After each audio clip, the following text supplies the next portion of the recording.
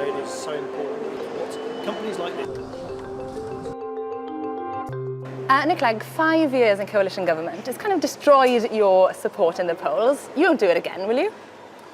I think you've got to do in politics same as in life. You've got to try and do the right thing. And of course it incurred a short-term political cost to the sort of national poll ratings of the Liberal Democrats entering into coalition. But just imagine if we hadn't.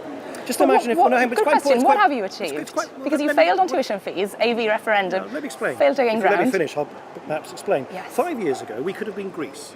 Our deficit was just as bad as Greece's. Our banking crisis was much worse. If we hadn't taken that plucky, brave decision of stepping up to the plate and creating a stable government, we wouldn't now have one of the fastest growing economies in the developed world. We wouldn't have more women in employment than before. You wouldn't have the dramatic expansion of apprenticeships. But where did that play into your key pledges in 2010? Your key pledges in 2010 were AV referendum, tuition fees, yet we didn't see the fruition of those being played out, did we? So if you look at your well-thumbed copy of the 2010 Liberal Democrat Manifesto, what you'll find on the front page of the manifesto was a commitment to raise the point at which people pay income tax to £10,000. Not only have we done that, we've over-delivered on that.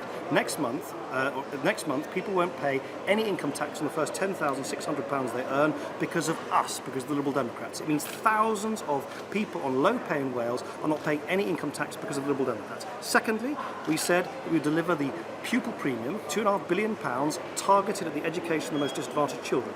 We've done that. Thirdly, we said we'd rescue the economy. I think we've definitely done that. And fourthly, we said we'd push for political reform. So actually we stuck religiously, like a tablet of stone. Now you will, quite rightly, remind me of one policy on page 36, we didn't. But you know but what? it was the headline-grabbing stuff of 2010, wasn't it? Actually on the front page of our manifesto. Actually, what we campaigned on was those 4 priorities, and we delivered them. We delivered them exactly as we said. 2015 pledges got 5 of those covering things like the NHS, education, the economy. Voters don't seem to trust you on those. Why is that?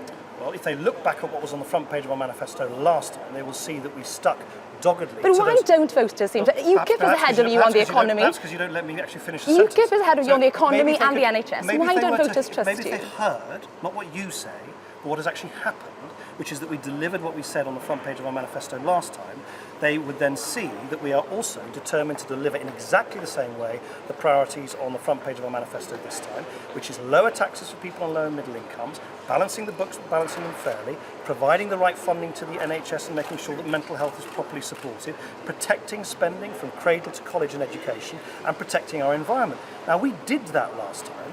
I, of course, accept there was one policy which you'll remind me about, which we didn't. By the way, in exactly the same way that the Labour Party said they weren't going to boom and bust the British economy and then crashed it, or David Cameron said he was going to get immigration down to certain levels and didn't deliver that promise. We were very open about the fact that we couldn't do that, but we did do what we said were our priorities, and that's what we will do again I'll give you a chance to sum it for the electorate now. Why should the voters in Ceredigion, in Cardiff Central, in Brecon and Radnor vote for you on May the 7th? Well, not just there, but in Montgomeryshire as well, for instance. And how are you going to change their lives in a day-to-day way?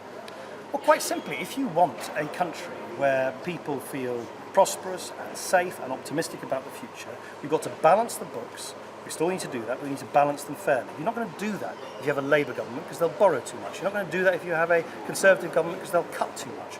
We think that is a dismal choice. We think people want the books to be balanced so that our children and our grandchildren don't pay off this generation's debts, but they also want public services to be properly funded. That is what our balanced approach of creating both a stronger economy and a fairer society would do, and that's why I'm very optimistic that we will return those MPs and actually win some seats in Wales. Nick Clegg, diolch yn fawr iawn. Thank you.